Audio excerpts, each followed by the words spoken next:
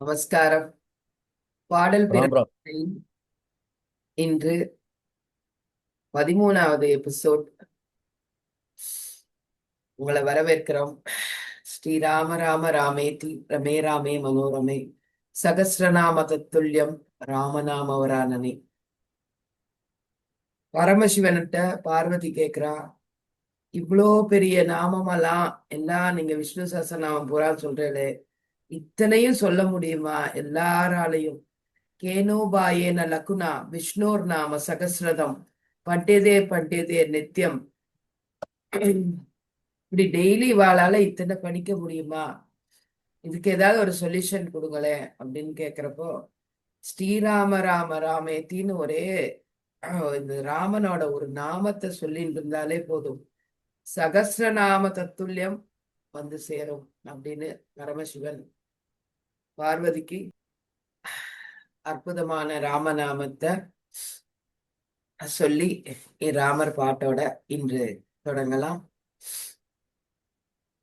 இன்னைக்கு எதேச்சியா தான் முதல்ல சொல்லியிருந்தேன். சனிக்கிழமை அன்னைக்கு பெருமாள் பேர்ல பாடலாம்னு சொல்லியிருந்தேன். வெங்கடேச பெருமாள் பேர்ல ரெண்டு மூணு இது யோசிச்சு வச்சிருந்தேன்.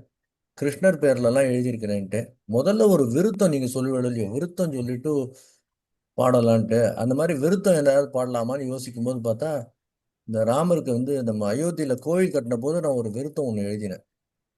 அந்த விருத்தம் கண்ணில் பட்டது. அதை விருத்தமா பாடலாமான்னு யோசிக்கும் போது இது ஏன் பாடுறதுக்கு ட்ரை பண்ணக்கூடாது. நான் எழுதினது விருத்தம் தான். அப்ப நான் ராகம்லாம் போட்டு எழுதல.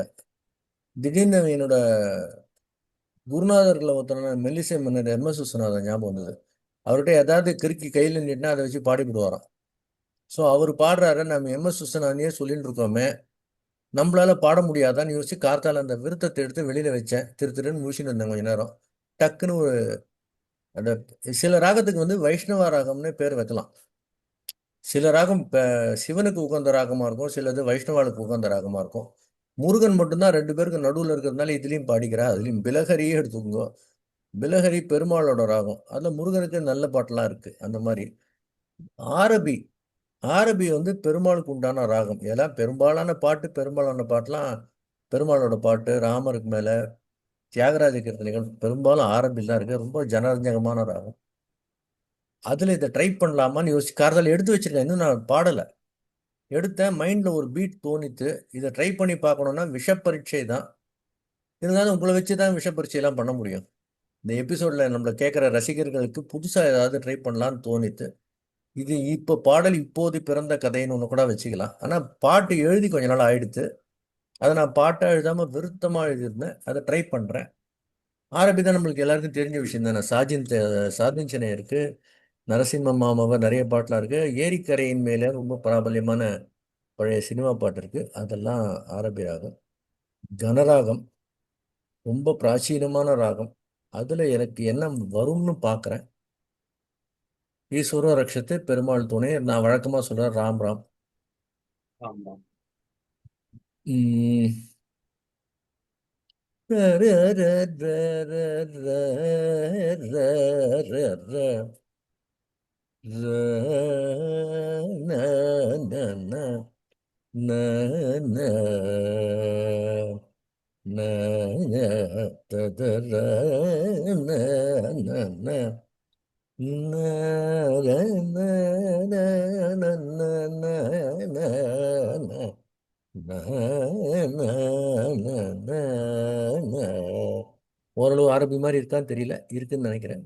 மால் கொண்ட கோலங்களில் உன்னத வடிவே, மால் கொண்ட கோலங்களில் உன்னத வடிவே, வேலெடுத்து விளையாடும் பாலனுக்கு உறவே. மால் கொண்டு கோலங்களில் உன்னத வடிவே, வேலெடுத்து விளையாடும் பாலனுக்கு உறவே. ஆள் பொண்ட உறுதி கொண்ட கோதண்ட பூஜனே, ஆள் போல உறுதி கொண்ட கோதண்ட பூஜனே, நீழ்ஷடையில் ஆரண்யம் தவம் கொண்ட யுவனே, நீழ்ஷடையில்லாரண்யம் தவம் கொண்ட யுவனே மால் கொண்ட கோலங்களில் உன்னத வடிவே உன்னத வடிவே மலரணைய மென்மை நெஞ்சமுன் நெஞ்சம் மலரணைய மென்மை நெஞ்சமுள் நெஞ்சம் அலர்தாமரை எழிலொத்த வதனம் அகலிகை அருள் பெற்ற அருந்தீண்டல் பாதம் அகலிகை அருள் பெற்ற அருந்தீண்டல் பாதம் போற்றி உன் பாதம் ராமனின் நாமம் போற்றி உன் பாதம் ராமனின் நாமம் மால் கொண்ட கோலங்களில் உன்னத வடிவே ஏ ராமனின் நாமம் ராமனின் நாமம் ராமனின் நாமம் நாளும் உரைத்தாலும் ராமனின் நாமம் நாளும் உரைத்தாலும் தீரவில்லை தாகம் மேலும் சொல்ல தோன்றும் ஐயன் தியாகையல் செப்பிய திரு போற்றி ஐயன் தியாகையல் செப்பிய திரு போற்றி ஒன்றிரண்டு செப்பிடினும் மனம் சாந்தி அடையும் ஒன்றிரண்டு செப்பிடினும் பாலனுக்கு போதும் மால் கொண்ட கோலங்களின் உன்னத வடிவே ஏ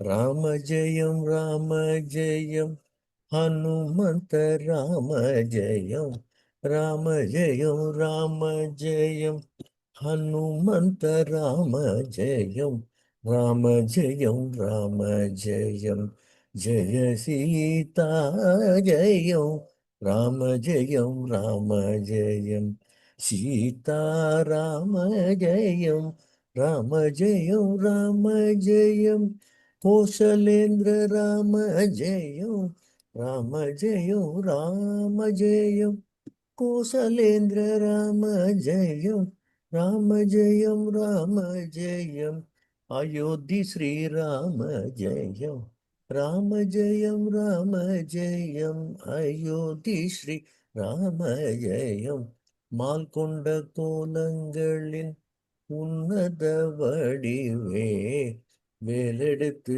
விளையாடும் பாலனுக்கு உறவே ராம ஜெயம் ராம ஜெயம் ஹனுமந்த ராம ஜெயம் ராம ஜெயம் ராம ஜெயம் சீதா ராம ஜெயம் ஆ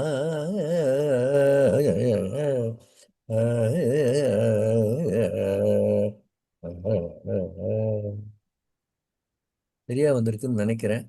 அருமை, இப்ப அருமை. பாடி பாடி முடிக்கும்போது தான் இந்த கடைசியில ராமஜெயம் ராமஜெயம் பண்ணதை முதல்ல பல்லவியா போட்டுட்டு பாக்கியெல்லாம் பாடிக்கலாமோன்னு இப்ப பாடி முடிக்கும்போது தெரியுது.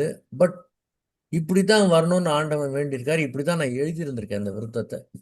இந்த ஏப்ரல் மாசத்துலயோ எழுதினேன்னு நினைக்கிறேன்.